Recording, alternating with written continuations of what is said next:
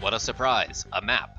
In short, we're going from one location to another, as if to relocate, as a result of traveling, to go places. The room we stayed in last night came fully equipped with a stool, and therefore this inn deserves a 4-star Yelp review. But we can forget about that later. Our next order of leisure is the Tower of Tarragon to the deep south.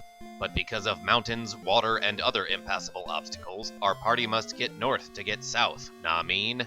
A quartet of hockey mages blocks your path in an attempt to score some free high fives, but it seems they don't have the appropriate quantity of fingers. 3 beaver wasps and a weird crawly thing have slightly different agendae, however, and will attempt to decrease your HPs with attacks. In all seriosity, lizard flies are pretty annoying because they cast the fireball magics and have a dangerous penchant for picking on your weakest party member. But what is life, and why do we exist? Greetings, KarmaGeddons, and welcome back to Let's Freakin' Play Dragon Warrior 2 Advance, Pyramid of Light. Written and plagiarized by the one and only KarmaJolt, who is merely a dangerously handsome figment of your imagination. Since the last episode, our brave but shockingly uneducated heroes have become tremendously strong thanks to the training and steroids of Dr. Michel Ferrari. But they also tried to convince a blacksmith that the Earth is flat by claiming that the horizon is only 9 miles away and the sun is directly behind it. Well, this episode is already weird, so why don't I explain what's going on? Zangief and friends are heading toward an abandoned JC Shilling in search of the Pants of Piloting, which will allow them to jump off a building. Did that help or no? Along your journey, you will encounter treacherous traps, perilous pitfalls, and menacing monsters that you can totally one-hit KO. And occasionally, the RNG will allow you to take like 10 steps between battles, so it's really not all that bad, guys and gals. What makes these ants so magic? Not only can they lift 11 times their own body type, but they are direct descendants of Irvin Magic Johnson, so I guess they just sort of inherited the name. You probably won't need any help defeating them, but for the record, magic ants are weak against PK Pesticide, Flaming Picnics, and the Salem Witch Trials. Alternatively, you could simply mash the A button. I don't think these guys do anything besides die. Oh no wait, that's right, they can put you to sleep, which is simultaneously relaxing and annoying. I wonder if Zangief and co. bring sanitizing wipes with them while they travel, so they can clean all the blood and insect goo off of their weapons after every battle. Not too many role-playing games address that. Don't look now, but there are like 9 bridges you gotta cross. Okay, now look. Bridges aren't quite as bad as stairs, for example, but I definitely wouldn't invite one over to play Carcassonne. In instances where there are multiple enemies of the same type, Princess Omelette's Acid Tsunami ability can completely annihilate your opposition, as well as much of the surrounding environment and wildlife. Anyway, I'm not quite sure why all the animals keep attacking us. Do you think it could have something to do with this large sack of nuts and berries and fruit and meat we've been dragging around? Or maybe we should stop picking up their babies for cuddles and selfies. 3 smokes appear out of thin air, but what type of smoke are they made of? Cloud, you please be more specific? Not to worry, the formless fiends are nothing more than obnoxious gases, and therefore don't pose a serious threat. I probably should have edited this battle out of the final production. That would have been sublime. Talk about a missed opportunity. Vapor, hardly even newer. Well, that took way too long, and was painfully unentertaining.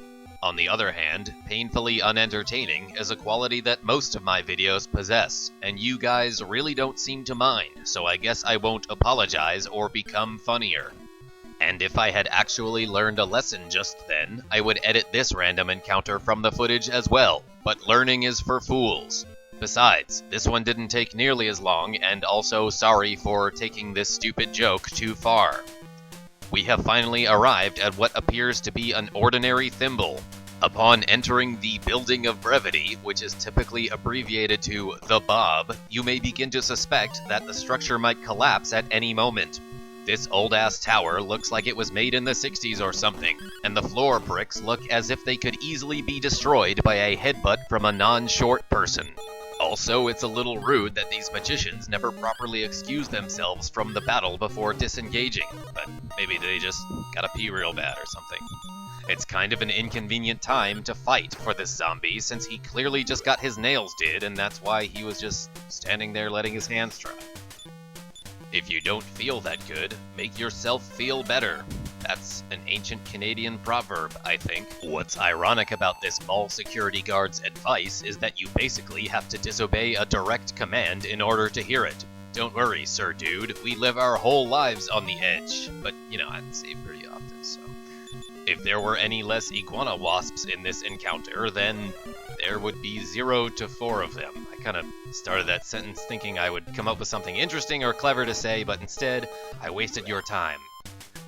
Be sure to like and subscribe. Also, did I mention how great the Inferno's spell is? It's at least twice as good as the Inferno spell, maybe more. Hey, look how close to the edge we can get. We must be super brave and badass. You'd figure the owner of this hotel would at least install a guardrail to avoid accidental death and/or injury lawsuits. Wow, this moderately large insect is so intimidating and scary that I just mega peed my pants. But just like my college roommate, one shot of Fireball will have him down and out, and dropping his belongings, I guess. Well, now we gotta keep climbing up these damn stairs because the elevator is broken, and now my glutes are burning. Hashtag feel the burn. Oh hey, cat, don't stomp on the keys. Dang it, cat, what? Look what you did! Oh gosh, you're obnoxious, and now I gotta just, you know, load the movie file, so it's not that big of a deal or anything, but you know, it's a little inconvenient, just sort of. This cat messed everything up. Well, it seems I must apologize for my cock, everyone. That's obviously an acronym for Cat on Computer Keyboard. Luckily, it only took 3 days for our valiant but probably drunk heroes to get back to where we left off. Hopefully, jumping out of that building won't be the only interesting thing that happens this episode. But for now, we must flop down 8 flights of stairs like a lethargic slinky. Hark, an oversized lunchbox. I crave cheese balls. And that's exactly what they found inside. I'm so happy I could jump out of this building again. Or at least I could watch someone else do it. Now quickly exit this dungeon because I'm running out of things to say about it. You can exit the same way you came in, inconspicuously. And if anyone asks, you know nothing about the Veil of Gales. Now jump out of the window after this annoying interruption, I guess. 2 Pillowtail Berserkers block your party's path, but probably not on purpose. I'm sure it was just an accident. Likewise, I'm sure Zangief and friends don't mean to brutally incinerate these random rodents with a massive volley of flaming spheres. By the way, we'll miss you, former New Orleans Saints defensive end and Super Bowl champion Will Smith. Anyway, we found the Cloak of Wind. I have no idea what it does, but I'm guessing I'll figure it out before the next episode. Until next time, this is KarmaJolt signing off. Tell your great I'm friends.